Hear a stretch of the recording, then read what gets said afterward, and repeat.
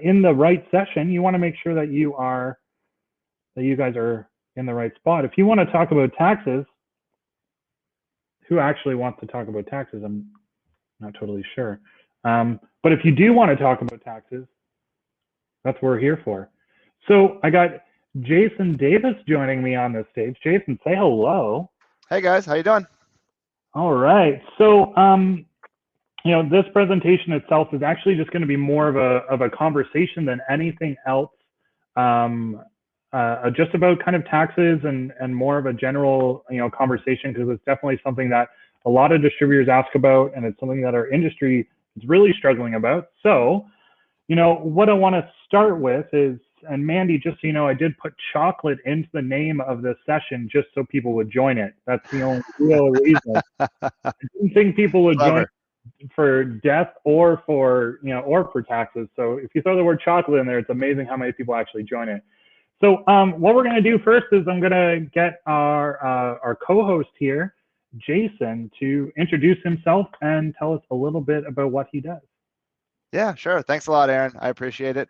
Hi, everybody. My name is Jason Davis. I am a partner launch manager here at Avalara. What I do is I help small businesses like you all navigate sales tax compliance and provide them with an automated solution to allow you guys to focus on other things like growing your business, selling goods, things of that nature.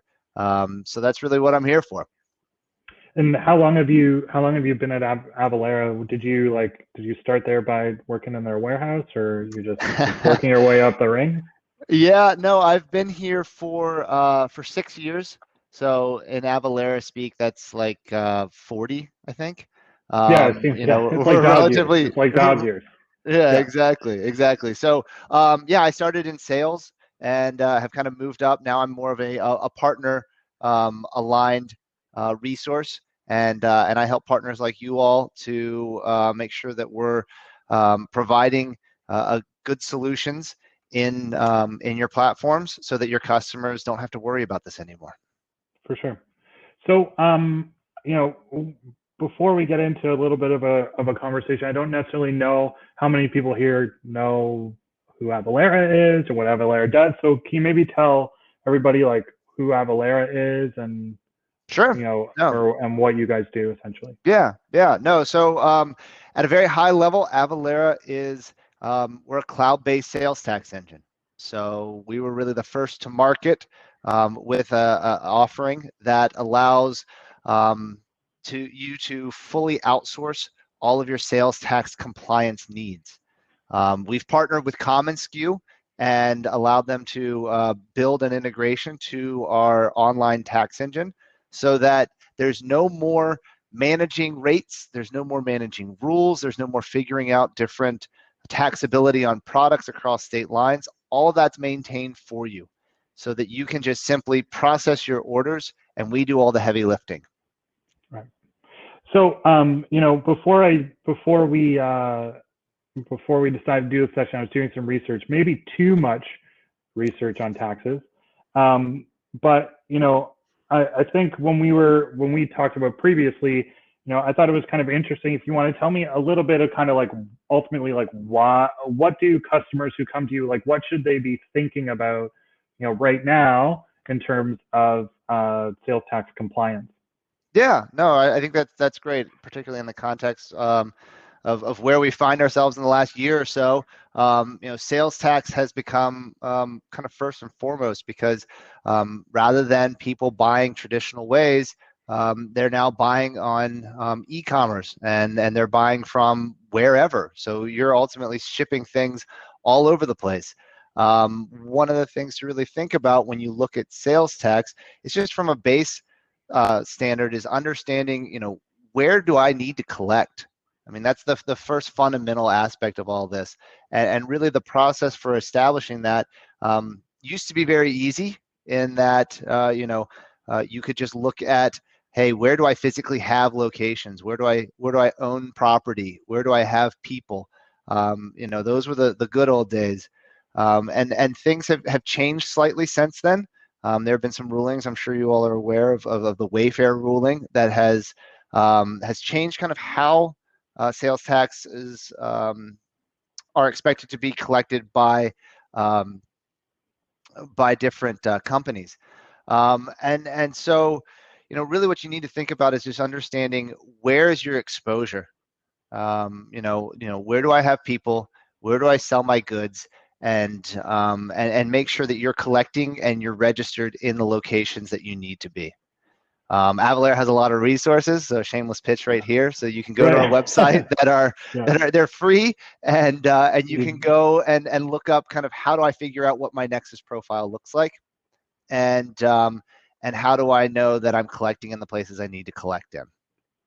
For sure. I mean, without the shameless plug, I have been before this integration was built. I did know about you guys, and I had been to the Avalara website to check tax rates and different things because I get support questions about that all the time. It's interesting that you brought up the Wayfair ruling, and I'm going to ask you about that in a second. But I just want to read these kind of like two case studies. So, Jason's going to explain a little bit more about Wayfair and what that ultimately meant for everybody, but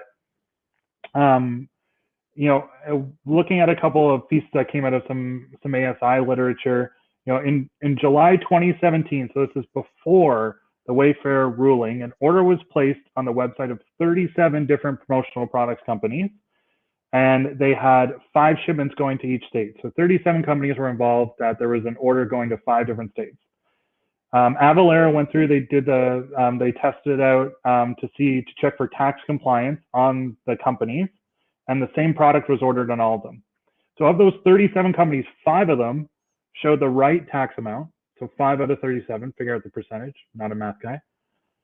30 of the distributors showed some kind of tax, but 23 of those 30 were wrong. And 7 of them just listed tax at $0. And 2 distributors just didn't show tax.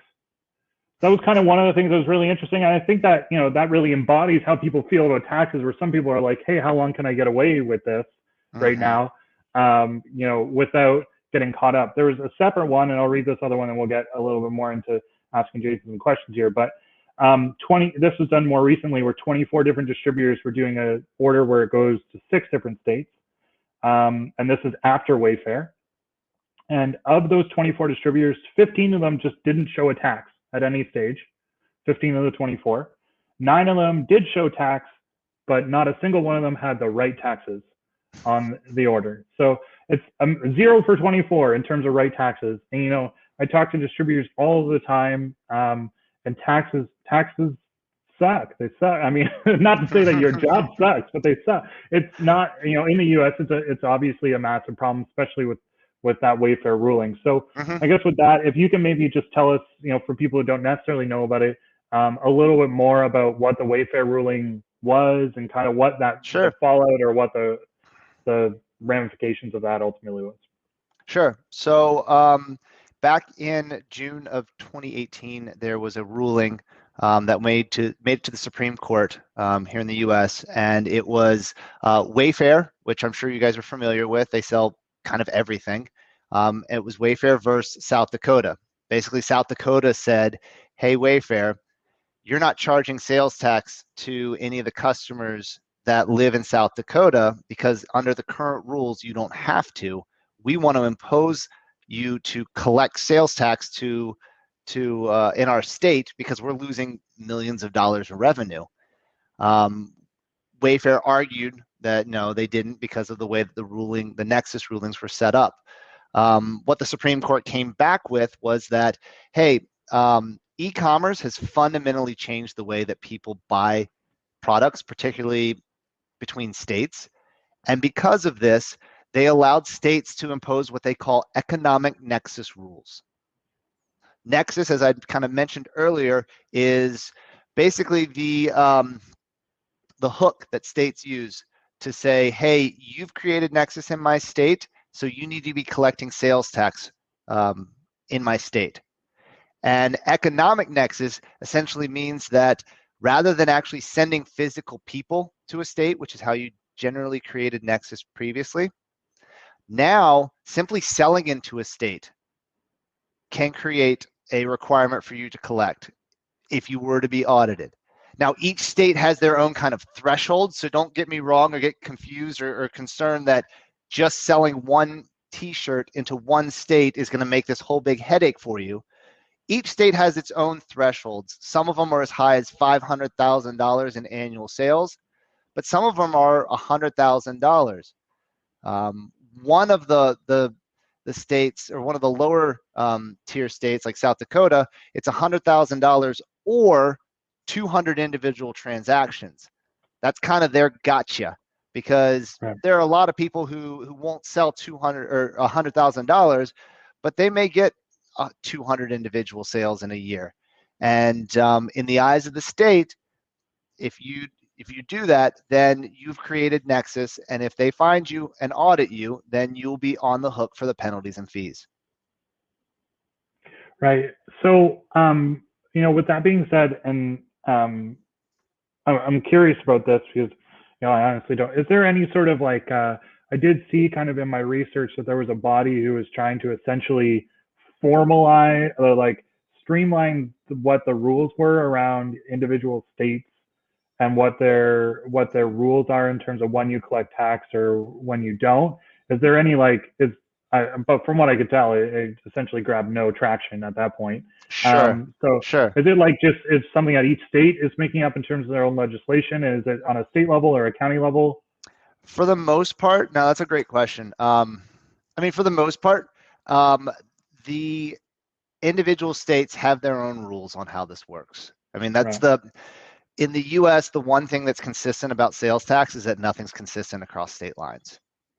That's right. Everybody kind of plays by their own rules. Now, there are organizations and that have grouped together multiple states. It's called the SST, the Streamlined Sales Tax Organization, that has attempted to create a streamlined process for getting registered and remitting your taxes within those states. The 24 states are typically in the middle of the country with kind of the smaller economies, and typically they band together because they weren't getting the sales tax revenue and they wanted to try and make it easier. One of the ways they've tried to make it easier is that they've gone out and partnered with Avalara. We're what's called a certified provider for the SST. And so we can allow, if customers sign up with us, we can greatly reduce your costs of remitting and calculating within those states. And it's kind of a win-win. It's no charge to the customer. We help customers registered. The states get their money. Everybody has has a little bit less stressed. Exactly. Less stress. Now, for some of the bigger economies like California, New York, Illinois, Florida, they're always going to play by their own rules, and it just kind of is what it is there. Right.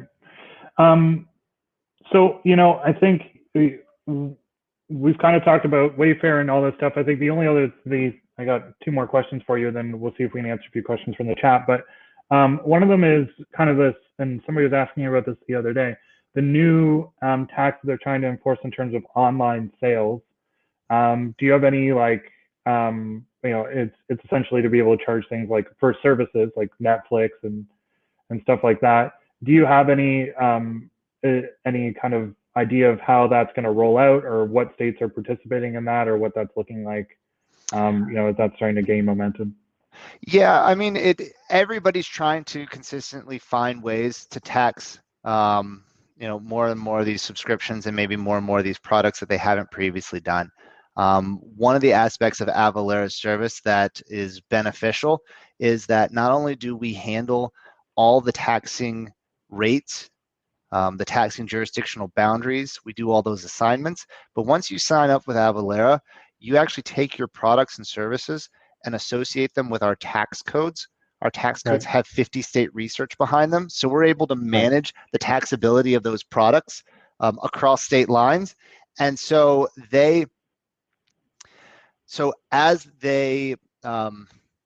rules change, then we update that on our side so that you're never caught flat-footed and aren't up to date with how things are being taxed. For sure.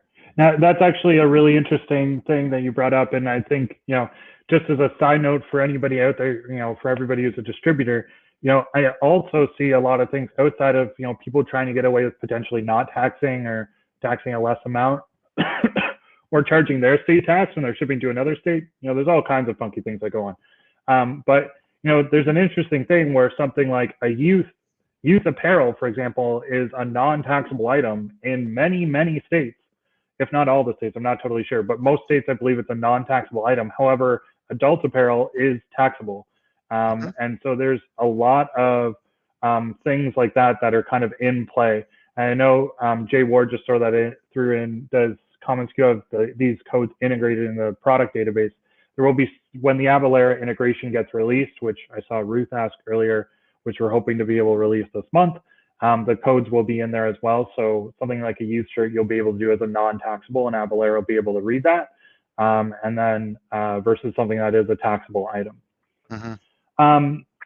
So, taxes are a thing. I don't think they're going away like COVID. No, I don't think they're definitely not going away anytime soon. So I think to wrap this up really quickly, first off, I want to thank Jason for jumping in. I know I'll see if we can answer a question or two, but I appreciate you jumping in on this, because I don't know if I would have been able to talk about taxes for 20 minutes. But I do appreciate it. Sure.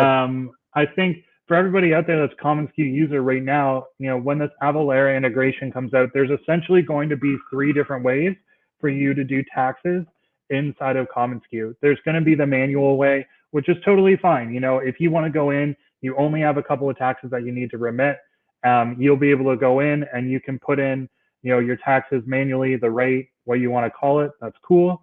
And then there's going to be kind of that intermediate way of using zip to tax, and which is ultimately going to be able to pull the tax rate based off of the zip code on the shipping address that you guys are using right now, which is kind of like the way that some people are doing, and how that will work and how that passes through to something like QuickBooks Online.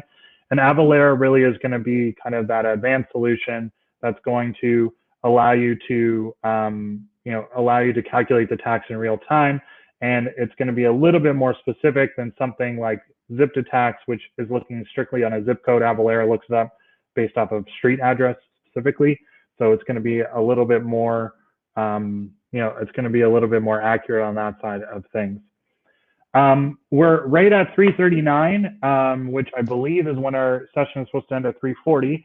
So I will try and answer some of your questions that are in the chat. But once again, thank you, Jason, for joining us. Yeah, absolutely. If you guys have any questions, or if you have questions for Jason, feel free to drop me a line. Let me know. I can connect you with him.